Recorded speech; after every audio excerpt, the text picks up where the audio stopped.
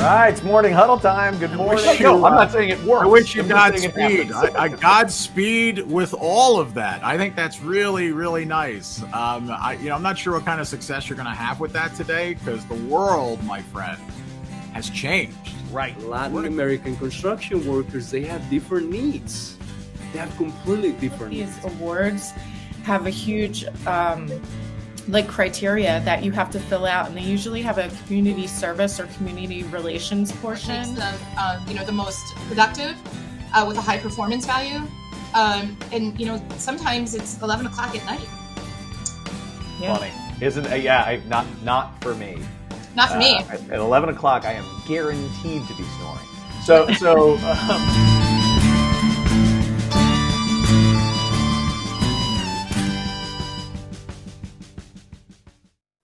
Good morning. It's morning huddle time. Chad Prinky here with our guest, Jennifer Sproul. Stacy Holzinger is enjoying one of the joys of live streaming podcast shows, where she's got a broken garage door and figuring out how to get the kid out of the house, scrambling all at once. So Jennifer, Stacy will be joining us at some point, she assures, but it might be like with 3 minutes to go, and her hair could be all over the place, and she could be a panicky I wish I'd known. I've dealt with the same thing myself. I could have given her some tips. Yeah, all right. Here's the walkthrough.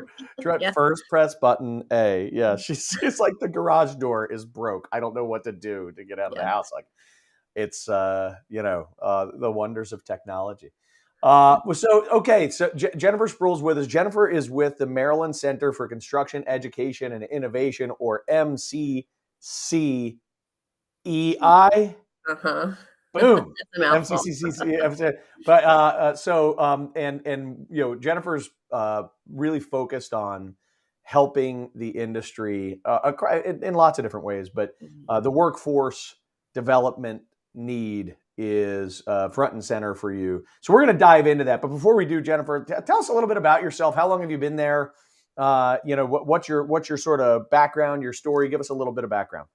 Yeah, so I've been with MCCI just over 2 years. I joined mid-pandemic. I changed jobs and bought a new house all within a month of each other, like a crazy person. But so I've been in the industry for 22 years now. Wow. Yeah, so I started off in marketing for Whiting Turner. And was there for a few years, and then got a chance to move into operations for another general contractor. And I've just been in the industry ever since, and never thought I'd be here, but absolutely love it. Well, that's going to be a little bit of a theme later on, I think, right? Is that there are a lot of people who don't know it right now, but who are going to be in the construction industry. And I think that's a part of what, happened to you by accident, but that maybe we want to help people to help that to happen a little bit more intentionally. Exactly. Where are you located in the world? I'm in the Hereford zone of Baltimore County. Up north. We get all the snow. Well, I'm real close to you, but it's we're dealing with the. I was telling my wife I'm building an ark. Yeah. Just in case we're up to 6 days and 6 nights, we might as well just be on the safe side. You don't want to start on the ark when it's too late. It's if they say that the rain's going to stop eventually, but as we were talking just before, it was so funny. You said soccer practice is canceled for the third time in a row. Yes, it's been kind of nice. And I was just like, it comes with small benefits. Like, okay, it's been nothing but rainy and but it has been kind of nice to not have to run out, soccer practice. Though I have one kid in soccer and another in ice hockey. Ice hockey does not close. So neither has cheerleading. So there you go. Yeah. So we'll be doing our thing as per usual. All right. So let's dig into this thing a little bit. Talk a little. I guess first off, we've had conversations on the Morning Huddle before, several different occasions, about workforce development and the issues and the need. So we don't need to necessarily go into a deep dive, because I do think our audience is pretty familiar with the general concept that there are way more jobs and there's way more need available than we have qualified people to fill those roles. So with that, I guess I'll toss it over to you and ask, how do you define what I know you've taken to calling the workforce puzzle in construction? How do you define that? So the puzzle is there's not one reason why we've gotten to this situation. There's lots of reasons why there's not enough people in this industry. And we think there's therefore not one answer to filling our pipeline and to fixing the broken pipeline. So we think it obviously there's the education of youth and their parents about the opportunities that exist in the industry. Yep. And we have a million ways that we're doing that. There's the industry and the changes that we need to make ourselves more attractive, and maybe just even change the message that we're talking about the industry. There's not too much. There's a million reasons to be in this industry, and a lot of people don't realize that it's not just swinging a hammer or digging a ditch. That you can have an office job and a 4-year degree in this industry. And then it's just about fixing the systems to get people into careers in the built environment. So when it comes to our education system, government, and whatnot. So MCCI is trying to hit it from all fronts. Yeah. So you talk about the youth, and that's one stream, right, of potential people to enter into the workforce. But I think that one of the things that I appreciate that you've got an eye on is that's not the only stream that we're Absolutely. looking at for people to enter into the building industry. You want to talk about that a little bit? Yeah, so I think their career changers are one thing that we need to be honing in on in the industry. There's a lot of people unhappy in their current jobs right now in America, and they have transferable skills that the industry needs to capitalize on. Absolutely. Yeah. And I have this experience every time I run into someone in, I don't know, hospitality, right? If I walk into a hotel or I walk into a restaurant and I look around, I can't help it. I do like a quick scan of the people and I'm like, I bet you there are some people in this room who, with somebody to show them a path, Yep.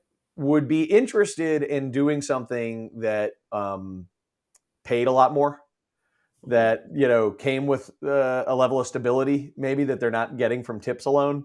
Benefits. And you know what I mean? Like, it's just there's so I think that there's an aspect of that as well, which is, as you said, getting people interested in career changes.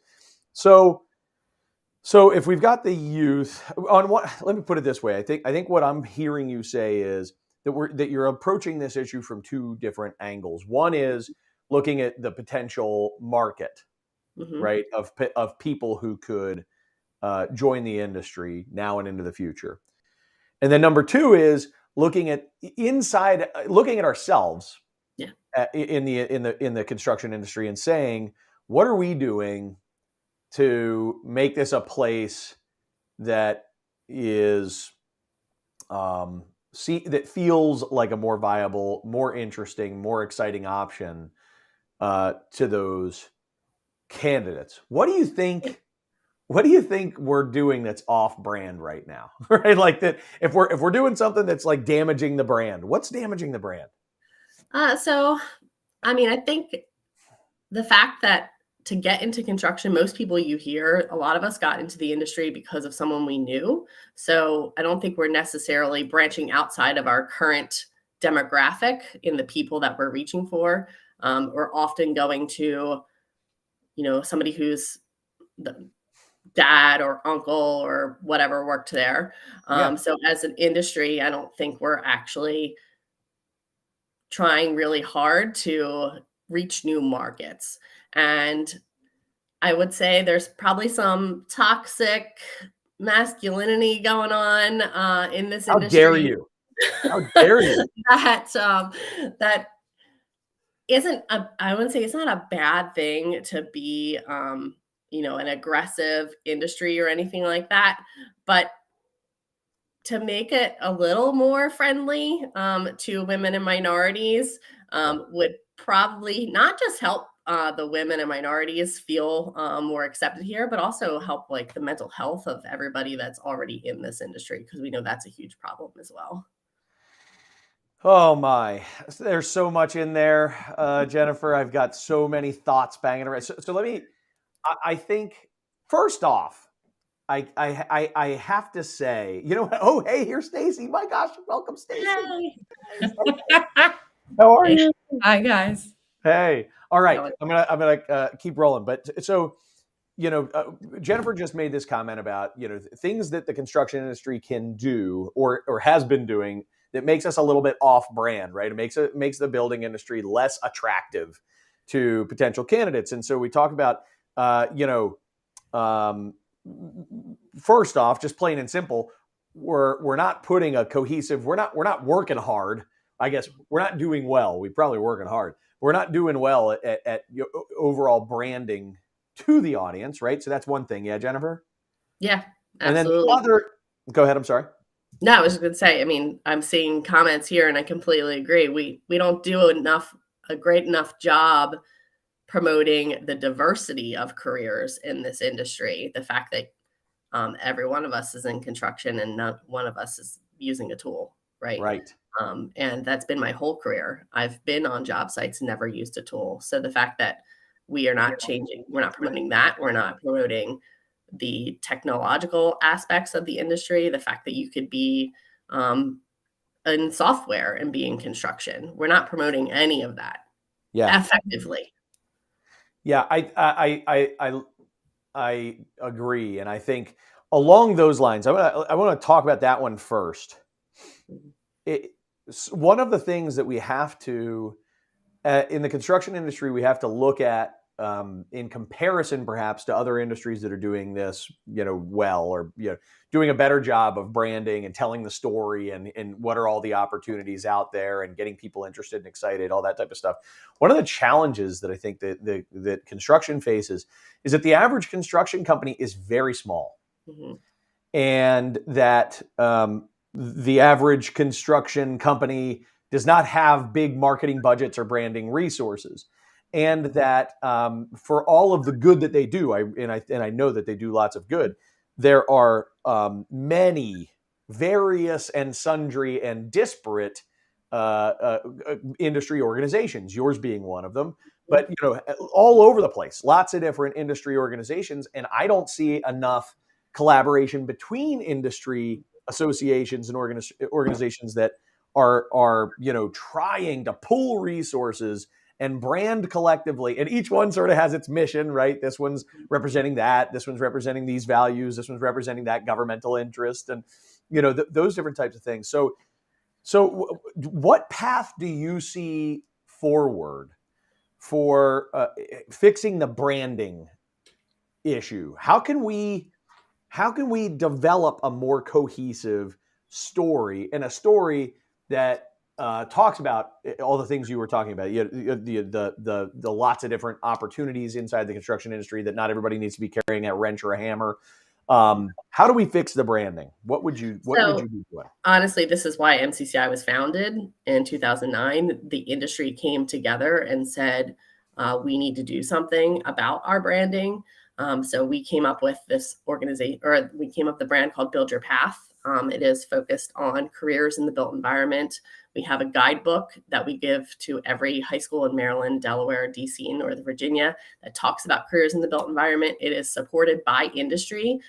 We wouldn't be able to get it out. It's very expensive to print magazines, so we wouldn't be able to get it out if it wasn't paid for by the ABC chapters, the unions, by the community colleges, and by industry. So industry is stepping up in Maryland to help change that narrative. And then we build, we have a podcast in which we interview people in the industry to talk about their careers, to try and change that narrative. And then we have video series that we do as well. They're all on our YouTube channel. So that's one way. If we got everyone in the industry behind us, I think we could be way more effective. We're a nonprofit, a staff of 3, and a budget of like $400,000 a year. There's not a whole lot I can do with that kind of money, but we're hoping that we'll getting some more funding with the new administration coming in the state. But that right there is putting all the collective effort. We're a statewide organization. We're here. We are founded under Governor O'Malley to help this entire industry in the state. So, and I'm seeing my camera flicker. Oh, you're good. As long as stay still. Just yeah, so I think as long as if we were to all get behind, because we do have multiple industry organizations as part of MCCI and as sponsors of ours. So we're here we're non-denominational. We're not pro-merit shop, pro-union. Right. We're for the entire AEC industry. We are pro getting people into this industry and helping them to be successful in this industry. Everyone has available jobs, and everyone is offering great opportunities. And I know one of the things that you're particularly passionate about is attracting women to the industry, which may be a bridge into our second topic, right? But to the second issue that you called out, but getting women into the industry. You said something, in a previous conversation between us that really stuck out to me, which is that if you can't see it, you can't be it. If you haven't had exposure to it, if you're not really hearing that story, you can't really imagine yourself or kind of put yourself in the place in that role in the future. So maybe talk about what needs to be done to better attract women into the industry. And oh my gosh, what is now happening? It's bad. Are you betting? I bet you're like shaking the table. I don't know what's happening. I'm so sorry. It's all good. Hey, it's live. Technology is not my friend today. But so in the industry, I honestly think one of the things that we are doing is getting guest speakers into schools in Maryland. And we have a guest speaker program that if you reach out to me afterwards, we can sign you up. I want to get as diverse of a pool of people in the industry as possible so that when a teacher in, Garrett County says to me, I've got a classroom full of young girls that are interested in architecture, I can send a female architect that lives in Garrett County to that school and have them talk to them. And I just want to make sure that whoever is talking to the students is someone they can relate to, so that they see in themselves success. Yeah. I love that. And I think, so I want to bring it back to that thought of, what culturally, right? Maybe the construction industry has some vestiges of, a different time that, and maybe is a little bit behind, some of the curve or the norms when it comes to, I'm seeing one of the comments here, the idea of being male dominated versus male populated. Male Populated is better than male dominated. So I don't normally describe it as toxic masculinity, but I was trying to get you a little excited there, Chad. You did it. Yeah, I was. But I think here's what my opinion, for whatever it's worth. I think that there are some pretty toxic that there are some pretty toxic behaviors that are actually totally glossed over. Yeah. Like things that people don't even really recognize as problematic. And maybe that's the term I'll use because I don't want to carry whatever political baggage might come with that term, because that's not the intent. And I know that's not your intent, certainly not mine. No. But I do think that there are some problematic things that when you walk into a construction company, depending on where you are, in the world, if you do see female employees, oftentimes you see they're all, in the bookkeeping department, or they're all in the HR department. Those are important jobs. And frankly, women are probably, in a lot of cases, there's a reason they're there. They were probably better suited, not because they're women, but these people were probably better suited to do those jobs. But you don't necessarily see as many of them in project management roles or in estimating roles or like that kind of stuff. And that is changing. It is changing. Right. But we are exposed to a lot of that stuff. So if you're a woman and you're walking into that environment, very quickly, if you walk into that business that's, every female in the building is on this side of the building, right? And on this side of the building, it's only men. That's something that I don't know, it may be something that makes you feel like, am I allowed? Is this okay for me? I don't know. I'm not a woman, but I can imagine that might be. No, it is. I mean, I've been the first person to take maternity leave at a company before. Right. It is not an easy path to take if you're the first to do something.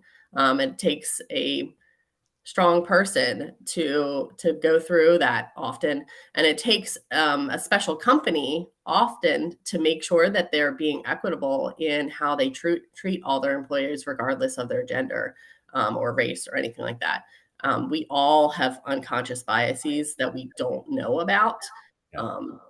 and it's not because you're a bad person, it's just because you're just I mean, for example, I have been at companies before where I was the only non-admin female, and on admin day, they gave me flowers in addition to everything else because they felt like they didn't wanna leave me out, but also I was like, I'm not an admin." So it's like this weird, Totally. well-meaning. They were not Totally. trying Yeah. That wasn't, that wasn't to rude. It was just, no. yeah. Oh So my I gosh. think there's a little bit of that going on. And honestly, like we discussed before, a lot of it is not anything like nobody tries to act bad towards each other on Yeah. purpose. But if we were to change our culture just enough that people feel healthy and safe at work, it would help overcome this horrific stats we have on mental health in the construction industry right now. Okay, so I think that's fair. I think there is a connection there, and I think that overall, this idea that if we work hard to make the construction industry and our companies Mhm. be places where people can feel safe and healthy inside those environments, that not safe and healthy for women or safe and healthy for minorities, but safe and Mhm. healthy for everybody. Everyone, everybody, Safe and healthy for everybody. everybody. Then we're going to actually be trying, addressing, a lot of issues there. Now, I got to say it. I know other people are watching or thinking it or listening or thinking it. Is that the construction industry is a hard industry? When I Mhm. say a hard industry, what I mean is it's fast paced, it's high impact, big decisions and big money are on the line, and things can change in an instant, and people's lives are on the line. It's a Yep. safety related, right? So I think there are aspects that of our culture around all that stuff that actually make us who we are. That there's a reason that, as a consultant, that I don't work in the industry, but I work on the industry. That this is the only industry I work on. Mhm. It's because these are the people I get. It's the world I understand. It's a pace that I like. It's a blue collar mentality of hard work that I appreciate, and so I think it's just important for us to find the 90% of that's good. Maybe 10% of it is actually problematic, and to Absolutely. identify those things that make people overly stressed, right? Mhm. Feel singled out or under particular pressure, because at the end of the day, we don't want an industry that's actually making people unwell. No, and there's been a lot of research done in the last probably 5 years or so on that. The Center for Prevention of Construction Suicide is a nonpartisan, again, resource with free resources that any company can go to online. I think it's preventconstructionsuicide.org or .com. I'm not 100% sure. But there's a million resources out there that you can. I've seen in comments, men don't know how to talk about their feelings, whatever. We know that, right? Most of it. But as a company, even without an HR department, there's free resources out there. You can do toolbox talks and whatnot to make your company feel a little better. And it's not a because it's the right thing to do or thing. It can help your bottom line if you're not losing time to people with mental illness. I mean, depression and mental illness cost the average American business millions of dollars every year. Well, as an industry, not the whole individual business, but a lot. We're losing people to other industries because of it, and Yep. I'm personally, helping some of my clients with just that issue, where they're saying, what are we doing to create a healthier environment here? Because we literally have people leaving and going to other industries, not our competition, but leaving the industry, taking big pay cuts because the pressure is, too high, or the stress level is out of control.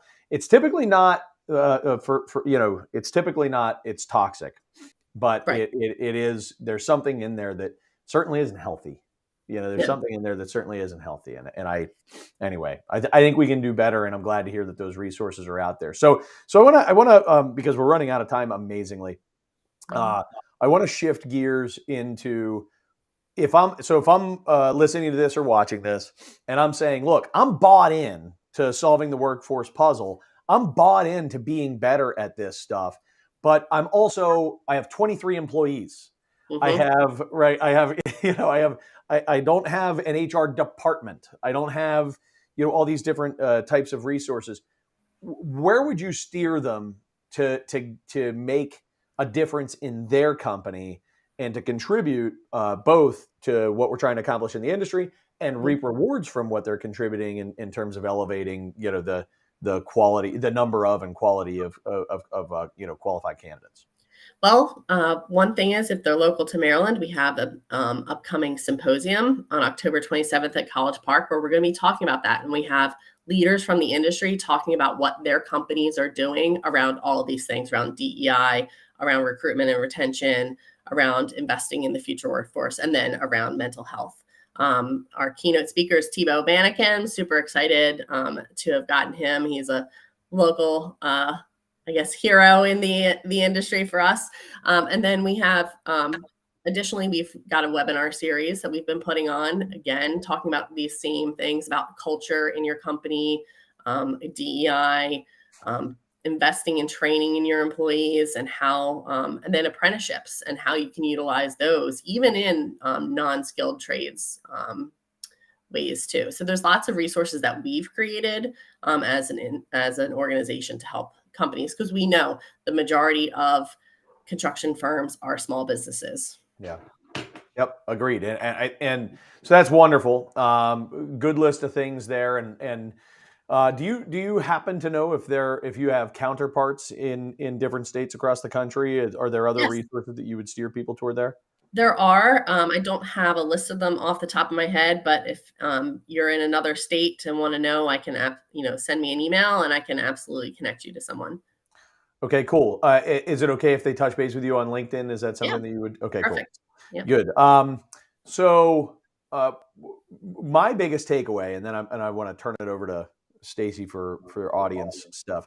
But my biggest takeaway to this point is, and I'm embarrassed to say, I'm kind of having this awareness in this conversation with you, Jennifer, that we're often trying to solve our workforce development problems on a company by company level by focusing purely on the pipeline of candidates and sort of saying, well, we just need to get the word out. We got to talk to more kids. We got to get into schools, and all those things are fair.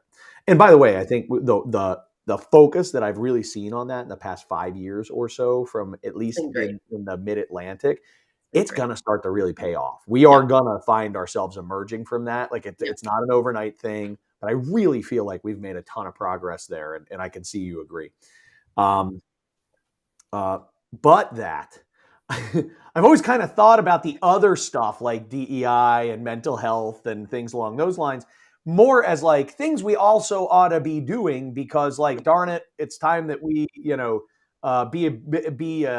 more forward thinking and just try to make your company. But I did not think about the direct linkage when it comes to the workforce puzzle in such a direct way until now. And so I thank you for that. That was it's been a very useful process for me. I hope for probably all of the viewers are like, yeah, Chad really is a dumbass.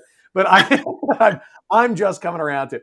And but no, I mean, not that I haven't seen some but that they're really actually fully intertwined in a way that I wasn't thinking of before. And so when you talk about that symposium, every single topic links together really nicely. So that's something, if you're able to get to, if you're in the area, you ought to go and check out. You say October 27th in College Park. Yep.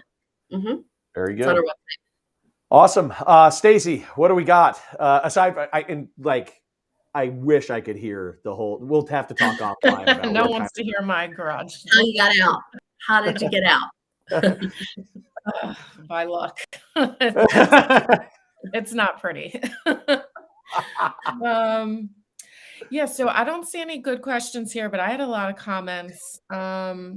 And I get this question a lot, and I know you deal with the students a lot. So when you're going and having these workforce developments or speaking with the kids or giveaways or expos or something like that, is there any items of choice you can recommend? Because contractors always have a hard time figuring out, because they don't deal with kids on a regular basis, what kind of items they should get to get kids, pumped up.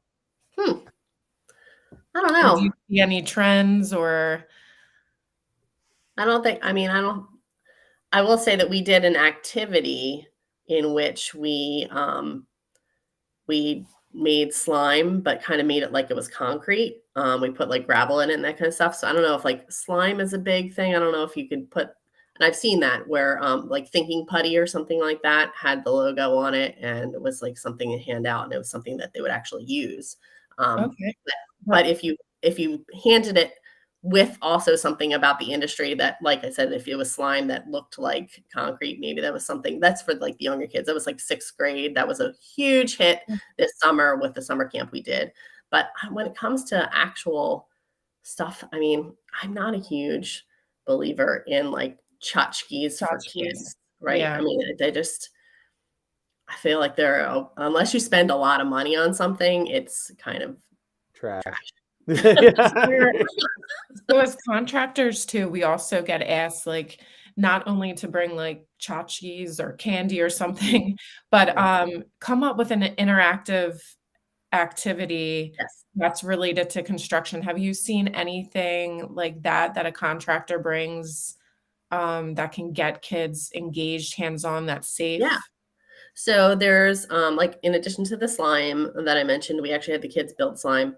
Up there's somebody's mentioning the construction trading cards. Actually, NCCR sells trading cards on buildyourfuture.org. So you should be able to get trading cards there. That's kind of a cool thing. But also we've done like a Lego build. The National NAWIC Education Foundation has Block Kids, which is a Lego building competition, but you can scale it. We've done it at trade shows and career fairs before. And then Procore actually has something that's probably a little more extensive that you can't really do at an actual, like a trade show. But if you go into a classroom and you bring some computers and some tablets with you, or the kids, we actually did it with Camp NAWIC this summer. The kids actually used their own devices and downloaded Procore on it. We did a whole like build the Procore headquarters out of Legos. It's a set that they'll give you for free through the Procore Education Foundation. It's called Brick by Brick. It's pretty awesome. And so they're using, in addition to using Legos to understand how the project, there's a superintendent, a project manager, and tradespeople. They're also learning how to use Procore at the same time. Nice. Thanks for that. Didn't know that. Yeah, you mentioned Build Your Future. That is a great resource website nationally for anyone, and they have different activities and stuff that you can purchase. So I know some people in the comments here were saying they visit schools and send out their engineers and things like that. So definitely a good resource. I don't know if you have any other website resources, because you don't want to have to reinvent the wheel. I think that's what a lot of contractors get so overwhelmed with. Like Chad was saying, you have 30 people and then you're like, oh my God, what kind of materials do I have to? No, you don't have to do that. There's websites like Your Organization and Build Your Future, and you can just purchase these things and bring them with you and help you. Even, the local associations usually have resources or presentations. You don't even have to redo a presentation. So yes, we actually have a presentation template that we've put together to help guide someone through that guest speaking activity, because same thing, it's not going to be filled with information about the industry, because it's prompted to tell your own story, but it's super simple. Kids don't want a PowerPoint presentation, but to have something to help the presenter prompt what they need to talk about. We worked with Building Congress and Exchange to put that together here in Baltimore. They've been a huge supporter of ours, and it's a pretty simple. How'd you get here? What kind of training did you do? And what are some really cool projects you've worked on? And what, like, advice to your future self kind of thing. And it's been, or past self. But yeah, it's been really helpful for us. We worked with Kenwood High School here in Baltimore. They were trying to increase their number of girls in their carpentry and I think plumbing programs. And we just did a lunch and learn targeted on girls. We brought them Chick-fil-A, a handful of women from the industry. None of them were carpenters or HVAC or plumbing or anything like that. They were just women in the industry. And they beat all the goals that they had because these girls saw women that were successful in the industry. So just 1 hour could potentially have changed a whole bunch of lives. And just quick last question. When you're seeing the kids, is there any like one topic that really gets their attention or they're excited about? Like if it's a piece of technology or a specific trade even, is there anything that just every time you talk about it, that's where they get the most excitement from? So a handful of career fairs we've gone to, we will mention the fact that you can be a drone pilot at 16 years old. You can get your FAA pilot's license, and that blows all of their minds. And the fact that you can be in construction and be a drone pilot, they get really excited about that. And then also Trimble has that robotic dog spot, which even videos of that like gets them really excited. So if you can get Spot to come to wherever you're at, they get really excited about that too. Cool. So anything technology related, I think is a game changer for us. People aren't thinking about technology when they think of construction. And there's so much technology in this industry right now. I mean, especially in the last like 5 years alone. I think back to when I started and we barely had emails 22 years ago.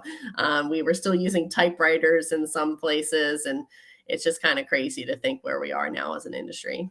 And we're just talking about technology in the context of hardware in that story, not even the software applications where, some of the best programmers and data, data scientists and things like that are being recruited and need to be recruited into, the construction industry for what the future of this industry holds. So awesome conversation. Thank you so much, Jennifer, for joining. I want to take a quick, while you were talking, I was playing the Stacy role and reviewing all the comments because I never get a chance to. And so I was going through there. I do want to just really highlight George Nash, recent guest and good friend. He's specifically called out an opportunity for real life girls in construction on October 22nd in Roanoke, Virginia. So that's an opportunity. If you're sitting here watching this, if Roanoke is handy, that's something that you might want to consider, just tossing that up for consideration. So if you want to learn more about that, connect with George Nash from Branch Builds.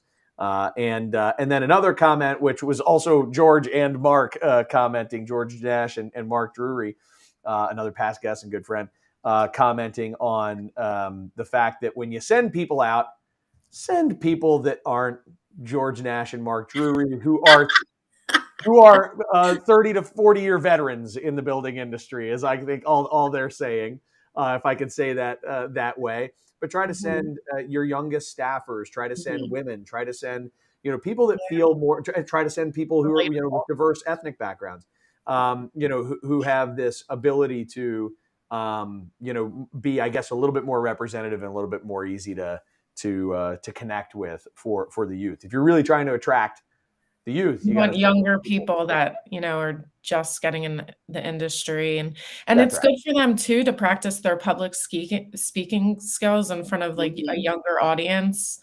All right. Awesome. That's it. I just wanted to take a moment and call out those specific things because I think they are big takeaways. So Jennifer, any parting words? Thank you again so much for being with us. Anything that you want to say to close out? Just follow us on YouTube and LinkedIn. We've Build Your Path is our YouTube channel, and then MCCI on LinkedIn. We're constantly posting opportunities for webinars and other ways to engage with the industry. Awesome. Build Your Path on YouTube.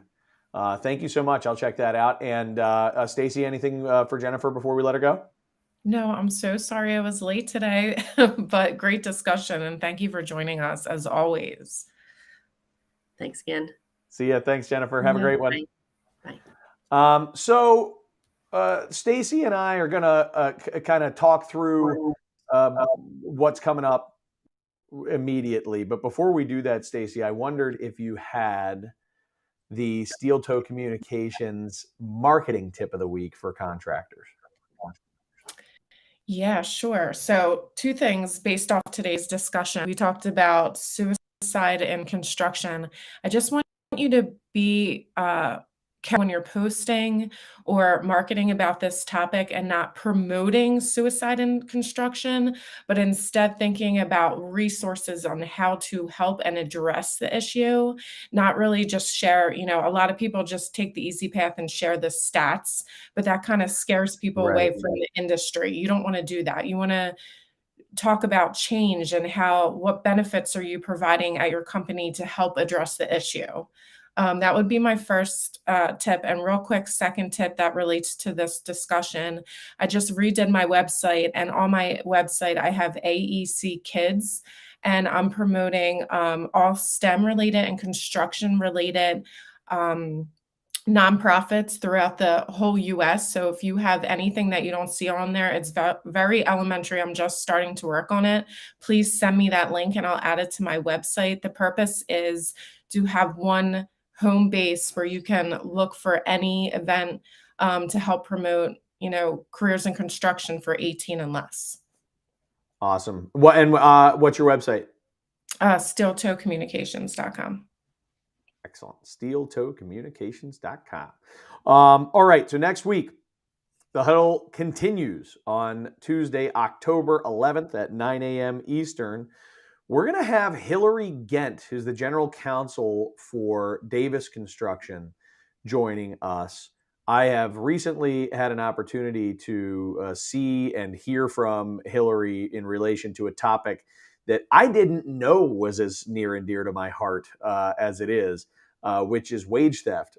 And what's the reality of the wage theft environment today? What contractors are doing to protect themselves against, pretty massive fines and litigation.